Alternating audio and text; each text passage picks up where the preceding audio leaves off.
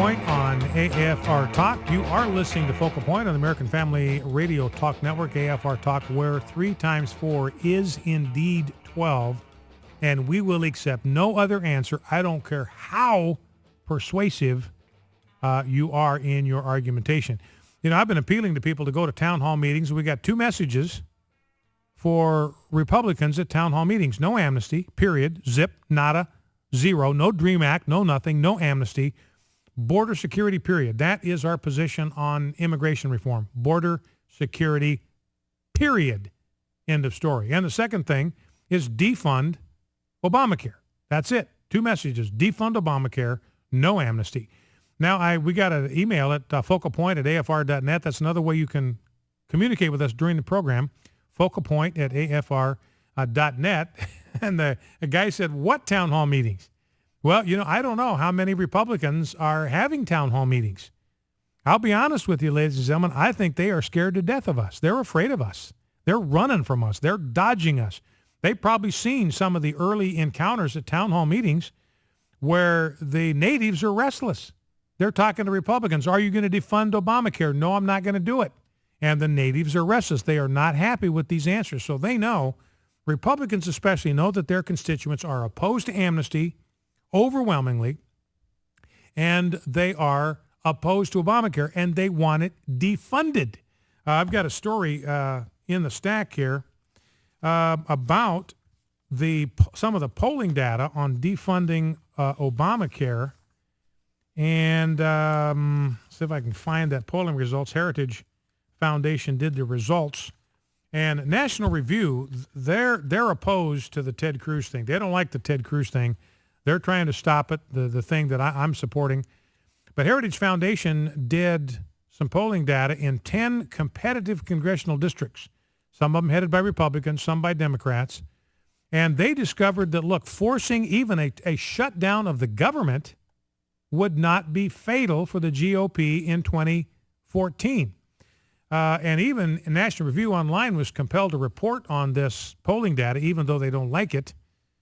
Here's Katrina Trinko on National Review Online. A majority of voters in 10 congressional swing districts across the country would like to see Obamacare defunded. 57% of voters support defunding Obamacare, while 34% oppose it. So again, these are swing districts.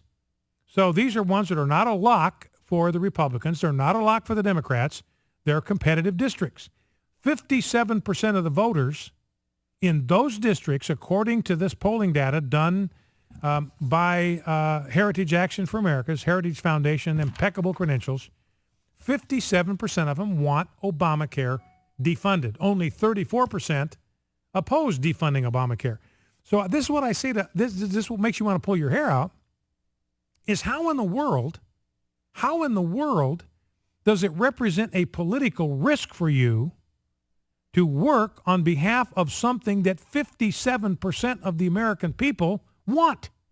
I mean, most candidates would kill to have an issue presented to them where they could know that 57% of potential voters agreed with them. So it's just mindless to me.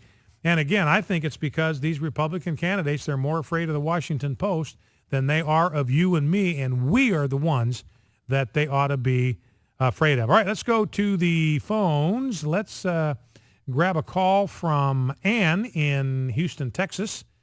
Do I have? Yeah, there we go. Ann, Houston, Texas. Welcome to Focal Point with Brian Fisher. What's on your mind? Yes, hi. I just wanted to comment on education. Yes, ma'am. Homeschooled for primary years and middle school, did Christian school for 2 years of high school, and then final 2 years, my 2 children were in public school. This was 10 years ago. Things were quite different in a small community on the West Coast than I think what we're seeing in the educational system now. But the benefit to homeschooling the early years, yes, you want to shelter your children. Well, you know, if you take a young, a baby, you wouldn't throw them out, in the woods and expect them to fend for themselves when they're infants, and that's the extreme side. But of course, in the younger years, you want to shelter your children, especially. But then if you look at the issues of what the purpose is of education, And what the core is, we have to ask ourselves as Christians, what core values do we want our children to hear for 8 hours a day? Mm-hmm. Do we want those to come through humanists? Or whether you homeschool or go to a Christian school, do you want, where's the benefit? Is it going to be from a Christian perspective, based in the Bible, or is it going to be from a purposely non-religious, secular environment? Mm-hmm. I think we just have to really ask ourselves that today and say, isn't it worth the sacrifice to see what we can do to homeschool or get our kids in Christian education? Yeah, I guess that's my only comment. Yeah, all right, Ann, I appreciate that. I think what you're saying resonates with a lot of people in our listening audience, and you have more and more people that are just checking out of the public education system. I want to be clear. My wife and I, we had our kids in our kids didn't go to private school till they went to college. They both went to private colleges, small 4-year colleges, but they were educated in the public school system right up through graduating from high school. So I want to be clear that people understand this. I am not trying to hose off in toto the public education system, but it's going from bad to worse. And you got more and more families that are saying, look, I need an alternative for my kid. They're not even getting educated here in this public education. Whatever they're getting is just gibberish. They're being taught that 3 times 4 is 11. We can't have that. In fact, we had one year when our son was in the 5th grade where we realized after about 2 or 3 weeks, he was not doing math at a 5th grade level. And so Debbie and I met with the teacher to find out what was going on. She said, well, my problem is I got all these kids that have been moved forward from the 4th to the 5th grade that cannot do 5th grade math. They don't have the capacity to do it. And so I said to the teacher, well, why in the world are they in the 5th grade? If they couldn't complete 4th grade math, why are they even in the 5th grade? And she said, well, it's because of social promotion. We don't want to hold them back.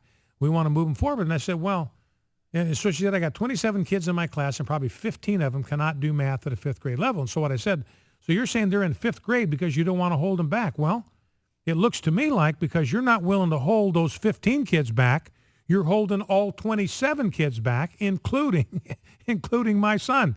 So we wound up developing a completely separate curriculum for him just for that year, for 5th grade, and just for that one subject, math. So Debbie was very involved as a volunteer. She volunteered in every classroom. So we were able to steer our kids. That was the only year out of 12 years where we had a teacher that we just made a bad choice. We thought we had enough information to think she was the best one to deliver content. Turns out it was a mistake. But out of 12 years of elementary school, that was the only one where we had a misfire. And Debbie was very involved. She was there when the teachers were instructing, so we were able to keep a pretty good eye on what's going on. We met with teachers when they were in junior high and high school. We monitored content. We would often read the same books that they were reading for class and all that kind of thing. But you got to keep an eye on it. A lot of parents said, look, I just can't trust the public education system anymore. Got to find an alternative. And what I was telling Bert this morning, look, all you got to do to fix this is parental choice. Just say, look, we got this much money for education per child. We're going to trust parents to choose the school of their choice for their kids. They love their kids. They know their kids. They know the best education environment for them. And we're just going to see to it that education dollars follow the child to the school of the parent's choice. We don't care if it's homeschool. We don't care if it's parochial school. We don't care if it's a private Christian school. We don't care if it's an atheist school. We've got this much money for education. And parents, we're going to trust you for the choice you make for your kid. And the education dollars are going to follow your child to the school of your choice. Now, what would happen is what is today private education, Christian education, would become the dominant form of education in America because that's what parents would choose if they could. All right, let's grab another phone call. Let's go to Jim, Columbus, Mississippi. Jim, welcome. What's on your mind? Jim, are you there? Yes. Yeah, go right ahead. What's on your mind? Well, I think that we're at an ideological impasse with the left. That we're almost talking politics when we need to be talking in the terms of the language of the Declaration, which compels us to a separation if they can't conform their ways. They've corrupted the electoral process. We learned that from this past election when you have 140-something% voting in a precinct. You're doing good if you can get 100%. That's not even realistic. So that tells us how bad the electoral process has been corrupted. And if we can't win on a fair playing field, what does that leave us other than a separation from the people that we have such ideological division with? Yeah. You know, and I saw a story, Jim, if I could just interject, a story from Cincinnati where they actually fired 164 poll workers up there because of voter irregularities at the last election. They were sending people to the wrong precinct to vote. Vote counts didn't match up. You know, we know there was a woman in Ohio that's gone to prison for fraud. She voted for Obama like 6 times. She admitted it. She went on television and was proud of the fact that she'd voted for him twice. And then they found out she'd voted in the names of her relatives for Barack Obama. So the judge that oversaw 15 of those 16 voting districts was a Democrat. So yeah, you've got a system that's pretty corrupt. Well, Jim, I only got about 30 seconds, but you're talking about separation. You got 30 seconds. Spell out what that means to you. Well, I know that's pretty radical, but at least the left needs to be put on notice that they're forcing us and compelling us to a separation from them if they can't mend their ways. And I think philosophically a lot of people are agreeing with you, but separation means what? What do we do to separate? Well, it means that we can't participate with them in government anymore. They have such a different philosophy of government. We have to break from them.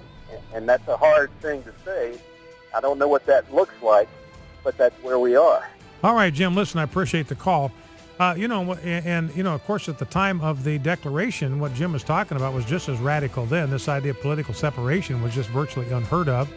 Most people couldn't even imagine breaking from the crown, declaring their independence as a sovereign state, but that's exactly what the founders were impelled to do. Focal Point, AFR2 Talk, back after the news.